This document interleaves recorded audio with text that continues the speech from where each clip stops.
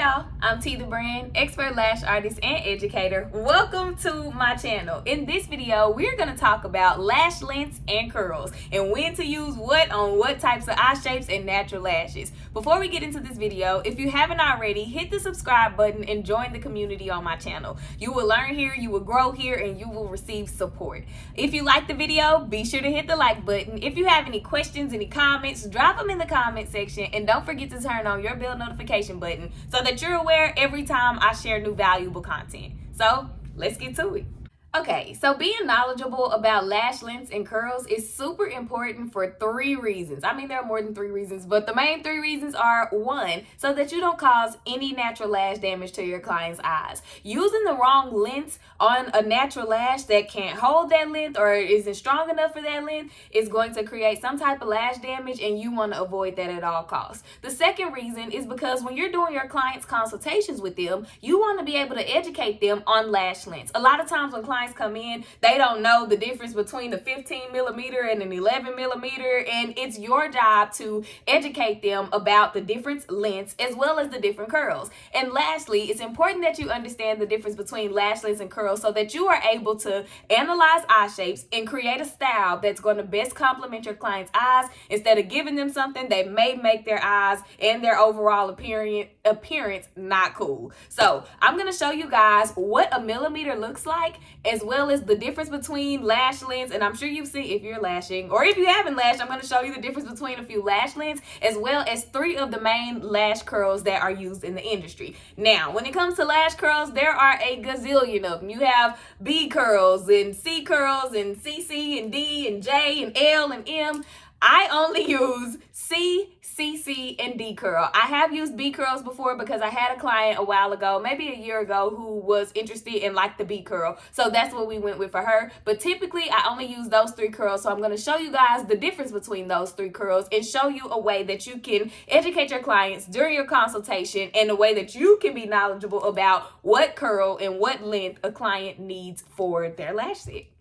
All right, so first things first, we're going to talk about the difference in lash curls. So here on my hand, I have a C, a CC, and a D curl lash. These are all 14 millimeter lashes, but as you'll be able to see when I turn my hand, the tighter the curl, the shorter the lash appears. So if I turn it this way, this is how I demonstrate to my clients, or how I show my clients the different lash curls that they have the option to pick from. Now, as you can see, the C curl has a more relaxed curve in it, which gives a more natural, relaxed look to the appearance of the lashes when they're applied. The CC curl has just a little more length, or not length, little more lift to it, so which means that the curl is tighter here in the middle to help the eye appear more open. So for example, if you have someone who has maybe like hooded eyes, it would be great to use either a C or use a CC or a D curl on that client, because what it will do, it will make the eyes appear more open. Or if you have someone who has a protruding set, meaning their eyes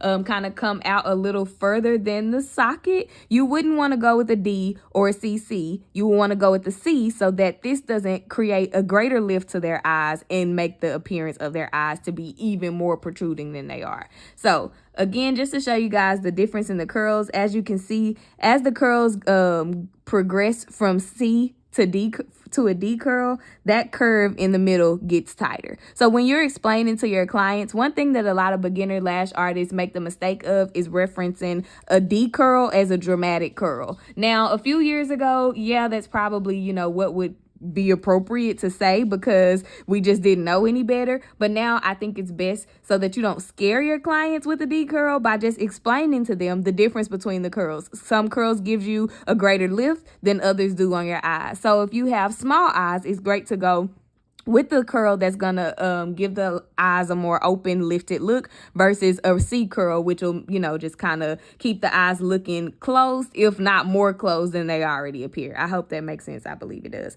So here's again just to look at those, and as you can see, again, these are all 14 millimeter curls, but the C curl compared to the D curl looks a lot longer because the curve in there is giving it a more lift and taken away from the length just a little bit. But these are all 14 millimeter C, CC, and D curls. All right, so now let's talk lash lengths.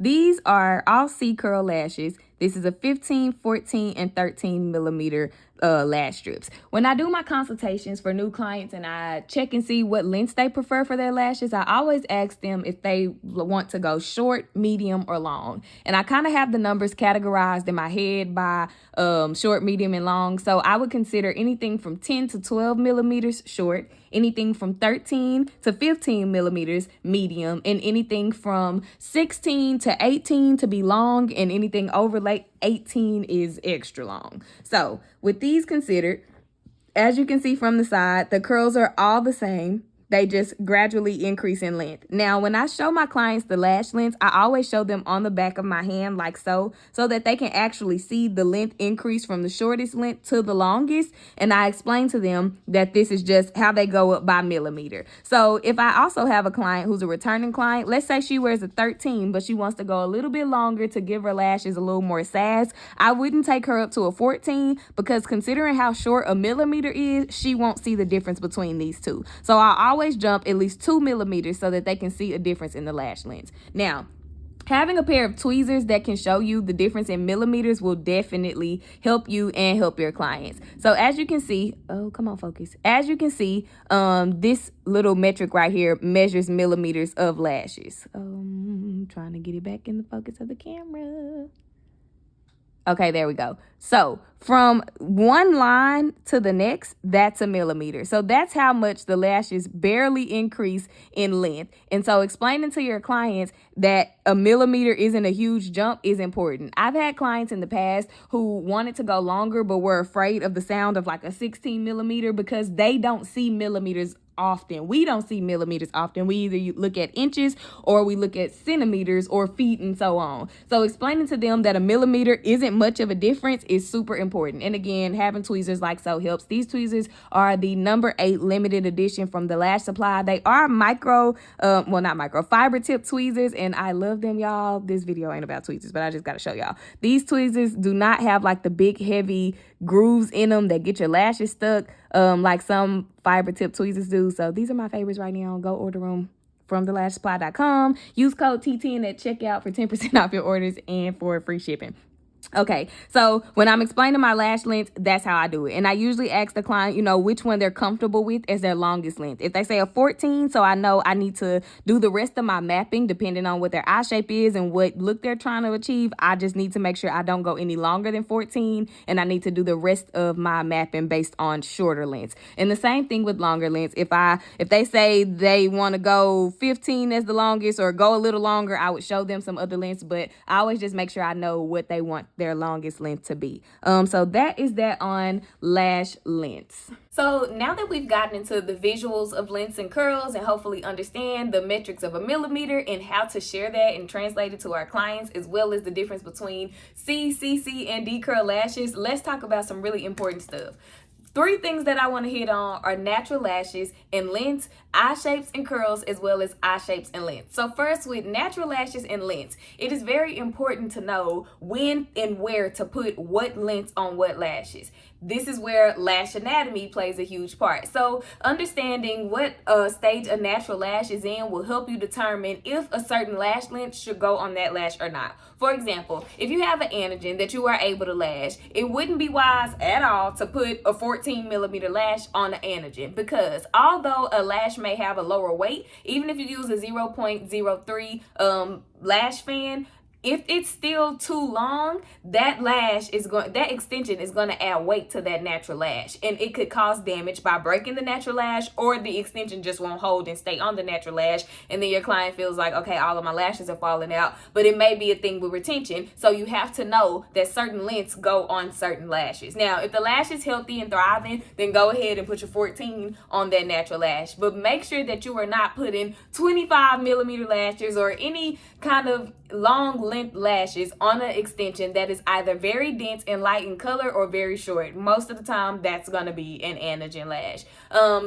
Also knowing where to place certain lash lengths. This is when we're getting into eye shapes and lash lengths. So for example, you want to make sure that you are putting lengths in places that are going to best complement your client's eye shape.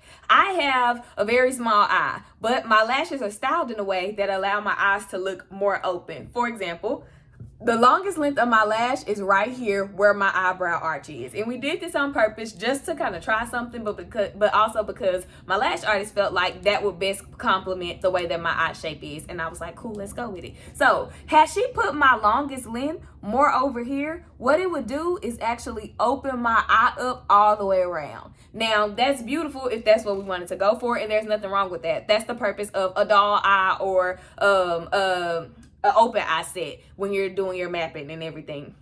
But that's not what we were going for. We just wanted to put the attention more so on the outer part of my eye so that it'll, again, follow my brow shape and give me more openness this way. Now, if she were to put the longest length in here on my eye and then drop the length down, what would happen is it would give me lift here and it would take this down. And then my eye is looking crazy because I got lengths in places that they don't belong. So please make sure that you are being very aware of your client's eye shapes when you are doing your mapping and when you're applying your lens to the lashes. Please know your stuff, know how to map, and what maps best fit or suit certain eye shapes. All right, so that hit 2 birds with 1 stone. That was natural lashes and lens, as well as eye shapes and lens. The next thing I want to talk about is eye shapes and lash curls. So it's important, we kind of talked about this when I was showing the lash curls, but it's important to know what kind of lashes are going to best complement your client's eye shape and natural lash look. So for example, again, I'm going to use the example of a protruding eye. That is if you have somebody whose eye kind of comes out, I don't want to say sticks out because I don't want to make it sound bad, but if their eyes kind of stick out of the socket, you wouldn't want to use a CC or a D curl. I wear a CC, I think this is a D curl. I'm currently wearing a D curl to give my eyes, again, a little more openness. But if I had protruding eyes and she put a D curl or a CC curl on my eyes, what it would do, if my eye is already wide and just kind of sticking out, that is going to give me even more length and make my eyes look bigger and less appealing. So understand that eye shapes is super, super, super important when you're picking your lash curls. If I have a client who has protruding eyes, I always go with the C curl. That's going to give them a natural relaxed look, and it's going to kind of set the eyes back a little bit so that they don't look even more protruding. If I have a client who has hooded eyes, that means that they have really small eyes and the bottom, their eyelid they have more eyelid space than they do at the top. Hope that makes sense. I would use the CC or the D curl for those clients because I want their eyes to look more open and more lifted out of the socket. So again, make sure that you do your studying and that you know your stuff. Lash anatomy, learning eye shapes, that is super important for you to know as a lash artist so that you can also communicate to your clients. If they like a C curl or if they don't like a D curl, you can explain to them, okay, this is why I think a D curl would be more appropriate. But if you're not comfortable with a D curl, I have a lash curl that's not as strong as a D curl, but it'll still give you the lift that you need to make your eyes look how you want them to look and all the things, however you want to package that and present it to your clients. So again, the wrap up, the basics of that is making sure that you are aware of eye shapes and lash anatomy so that you can better service your clients and give them looks that actually complement them and make them want to keep coming back to you. Because if they're coming to you and their lashes are looking bad, they're going to find another lash artist, and we don't need none of that. So I hope that this video has been helpful. I hope that it makes your lash journey a little easier. I hope that it clears up any misunderstandings you may have about lash lengths, lash curls. If you have any questions, again, of course, drop them in the comment section. I'll be happy to answer them.